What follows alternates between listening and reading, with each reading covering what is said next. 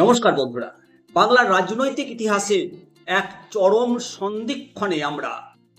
স্বাধীনতার পর এই প্রথম, হ্যাঁ, আপনি ঠিকই শুনছেন, রেকর্ড 90% ভোটদান। যা দেখে রাজনৈতিক মহলে শুধু একটাই প্রশ্ন, এই যে বিপুল জনজোয়ার কার পক্ষে? তৃণমূল কংগ্রেসের হ্যাট্রিকের পর চতুর্থবারের জন্য প্রত্যাবর্তন, নাকি বিজেপির প্রথমবার নবান্ন দখল? সোমবার আর মাত্র কয়েক ঘন্টা পর সমস্ত কিছু নির্ণায়ক হয়ে যাবে। আজকে এই প্রতিবেদনে তার আগে আলোচনা করব পাঁচটি এক্স ফ্যাক্টর যা বদলে দিতে পারে সমস্ত সমীকরণ। কারণ এই 5টি ফ্যাক্টরের মধ্যেই এই হার জিতের খেলা শেষ হতে চলেছে।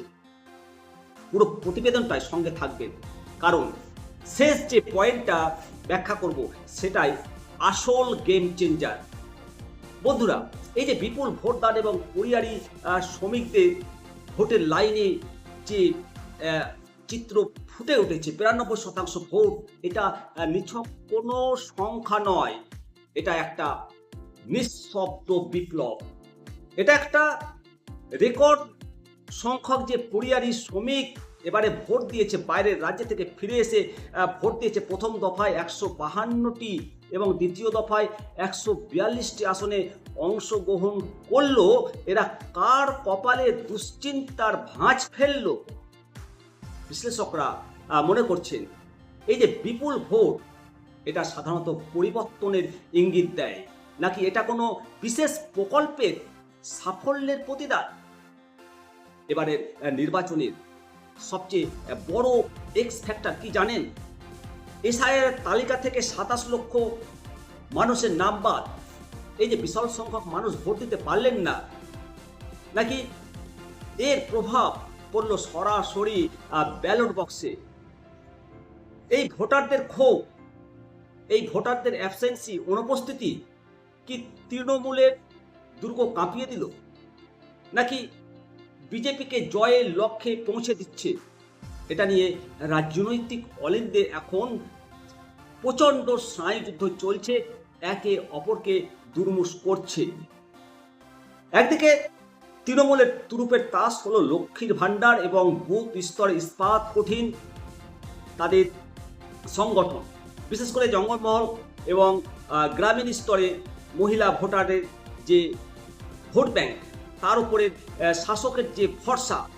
অপরদিকে বিজেপির মূল অস্ত্র হলো 15 বছরের অ্যান্টি ইনকামবেন্সি, আরজিকর কাণ্ড, নারী নিরাপত্তা, নিয়োগ দুর্নীতি, আলু চাষিদের তীব্র ক্ষোভ। এই ইস্যুগুলো কি শিক্ষিত এবং তরুণ প্রজন্মের ভোটকে পদ্ম শিবিরের দিকে ঘুরিয়ে দেবে? অপরদিকে তৃতীয় শক্তির প্রভাব এবং নির্ণায়ক প্রতিশ্রুতি। বন্ধুরা, এই লড়াইটা কি শুধুই দুই ফুলের মধ্যে? একদমই নয়। বাম, কংগ্রেস, আইএসএফ জোট, হুমায়ুন কবিরের মতো স্থানীয় নেতাদের ভূমিকাও এবার কিং মেকার হতে চলেছে। বিজেপি প্রতিশ্রুতি দিয়েছে প্রতি মাসে 3000 টাকা অন্নপূর্ণা ভাণ্ডার, আর তৃণমূলের হাতে ওই দীর্ঘদিনের সামাজিক সুরক্ষা। সংখ্যালঘু ভোটে যদি থাবা বসায়, তবে তৃণমূলের পক্ষে এটা বিপদ বই কি। আর যদি প্রতিষ্ঠান বিরোধী ভোট ভাগ হয়, তবে চাপে পড়বে বিজেপি। সব মিলিয়ে 26-এর এই যে লড়াই, এই যে রায়, শুধু ক্ষমতা দখলের লড়াই নয়, এটি বাংলার আগামী দিশা নির্ধারণ করবে। আগামীকাল সকাল থেকেই শুরু হয়ে যাবে কাউন্টডাউন। আপনাদের কি মনে হয়, লক্ষ্মীর ভাণ্ডার কি পারবে প্রতিষ্ঠান বিরোধী হাওয়া রুখতে, নাকি পরিবর্তনের নতুন সূর্য উঠবে বাংলায়? অবশ্যই কমেন্ট করে আপনারা মতামত জানাবেন। তবে সার্বিক পরিস্থিতি দেখে মনে হয় যে আগাম হেরে বসে রয়েছে শাসক দল।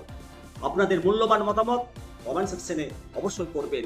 জয় হিন্দ, বন্দে মাতরম, ভারত মাতা কি জয়।